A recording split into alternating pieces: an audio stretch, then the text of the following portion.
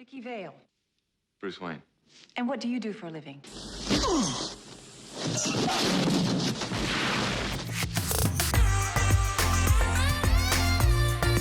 Welcome to your weekly ticket. Hot off the success of Invisible Man, Elizabeth Moss and Blumhouse are teaming up on another psychological thriller. Moss will produce and star in Mrs. March, based on the yet-to-be-published novel by Virginia Faito. Moss will play the titular character, a Manhattan housewife who starts to lose her grip on reality when she suspects her novelist husband based a revolting character in his latest bestseller on her. And sticking with that genre, the mysterious new James Wan original horror film Malignant got a little tease from star Annabelle Wallis. While doing promos for The Silencing, Wallis described Malignant as a passion project for Wan. Wallis told The Hollywood Reporter, "It's genre bending. I think it's so brave, it's so original. Malignant is completed and would be in theaters right now, but it awaits a new release date due to coronavirus. The Silencing, however, is currently available on Fandango now and Vudu." While the upcoming movie release schedule remains in flux, some of the biggest productions are back in front of cameras. The Jurassic Park alums, Sam Neill and Laura Dern, have been sharing cheeky production photos on their return to the franchise, Jurassic World Dominion. The hat is back, the cast is back, movies, find a way. And fresh off his recent 66th birthday, James Cameron is back at work on the 4 Avatar sequels. Yes, 4. His producer, John Landau, shared photos of Cameron at work in the elaborate Avatar tanks. Jurassic World Dominion currently hits theaters June 11th, 2021, and the first Avatar sequel lands in theaters December 16th, 2022. Well, it's almost time for DC fans to come together, virtually of course, for the 24-hour Fandome happening this Saturday. And with big announcements planned from DC and Warner Brothers films, you don't want to miss out. So today we're celebrating by highlighting Fandango Now's list of DC films. So today I am joined by editor-in-chief of Heroic Hollywood, Umberto Gonzalez, because who better to talk about superhero films? So Umberto, what's your go-to DC film? Recently, I discovered my love again for the '89 Batman that starred Michael Keaton. It came out on 4K recently. The transfer was gorgeous, and it brought me back to the time which I feel was the launch of the modern superhero movie era, which is the '89 Batman. But also of note, seeing how Keaton was in the role and keeping in mind that he's in fact going to play the same role again in the upcoming Ezra Miller The Flash movie. So it felt like a good opportunity to catch up again with Keaton, refamiliarize myself with the movie. Also nostalgia purposes, it was a great time in my life. It was summer of '89. It was Batman everywhere. You couldn't avoid it. It was on merchandise, it was on books, it was everywhere.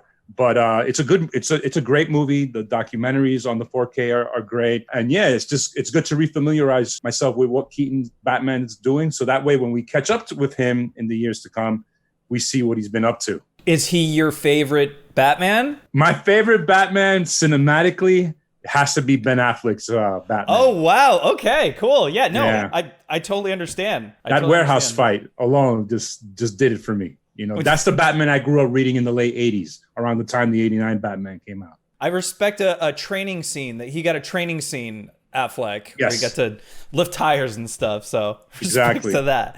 But now the DC Fandome that's coming up, you've hosted a few panels. Can you tell us kind of what to expect from this? Basically, I host a panel on comic book grading. Like as you see above you, like those are graded books on the first appearances of Bane. I think it's exciting. They probably saw what Comic-Con did and then said to themselves, what can we do that's better? So from what I understand, their panels will be similar to like a Comic-Con experience where you have a host like myself talking, but then it's intercut with footage. Like, so they're making a major production out of it. So I would expect to see footage from Suicide Squad. I think the Batman, like Matt Reeves, was very excited to be a part of it. And maybe some more casting details on Black Adam. It's a very exciting, that's part of the Insiderverse. So I'm excited to see not only the panels, but what kind of footage they show. The key is, though, you got to watch it because then the panels will disappear in 24 hours. They're only available online for 24 hours. Oh, I was going to ask about that. Oh, no. Yes. You got That's to hop the rumor. in on it. Yeah, you only be available to watch it for a 24-hour period before it disappears back into the multiverse. Oh my God. Yeah, are there any like long shot guesses that you have of something that might show up? Well, Jason Momoa is showing up, so I would presume he's probably previewing some Aquaman stuff. Maybe not like footage, but like maybe what the next movie is going to be about, or maybe a villain, or even a plot line or something. You know, you got Gal Gadot, him. DC doesn't have anything Aquaman related for like at least another year, so he's there for a reason. So hopefully he comes out with something Aquaman sequel related. We're gonna see some stuff from the upcoming Suicide Squad game, right? I think the game, but for sure the movie. I think James Gunn on his personal Twitter profile said he was excited to show us some stuff. And the movie, the movie's on schedule and stuff. So we might see maybe a minute or two of footage, like the way they used to do at Comic-Con. So I'm excited about that. Man, I would love to see some Suicide Squad footage. I want to get a taste of what it's going to be, you know? Yeah, me too. Absolutely.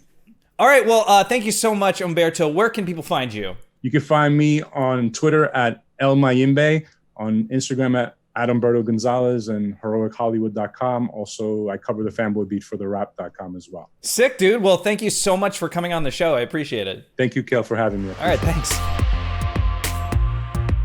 And if you're looking for some other brand new superhero film recommendations, here are some you can check out. The Army thought the experiment was a failure, that their drug didn't work. But it just took a little time to turn you into... In Deathstroke Knights and Dragons, Slade Wilson leads two lives. One as the relentless killer known as Deathstroke, and the other as a dedicated family man. When these worlds collide, the killer and Slade must fight to save his loved ones, as well as what remains of himself. With his soul torn apart and his young son held captive, Deathstroke will have to atone for the sins of his past to fuel the battles of his future. And also available to watch at home on Sunday after Fandome has wrapped up, Superman, Man of Tomorrow. I don't want him to feel different. He is different. He lifted a tractor with one finger, Martha. Whoever put him in that ship had no idea or care for how dangerous a world they were sending him to. Superman Man of Tomorrow takes place during the Man of Steel's early years, and the Daily Planet hires an intern named Clark Kent. As Clark begins his training, he must go above and beyond the call of his regular duties to defend the city of Metropolis from the likes of Lobo and Parasite. The film stars Alexandra Daddario, Ryan Hurst, and Darren Criss. Alright, well that's it for today. Check out that full list of DC films. There's a link below, and let us know which one's your favorite. I'm Khail, and I'll see you next time.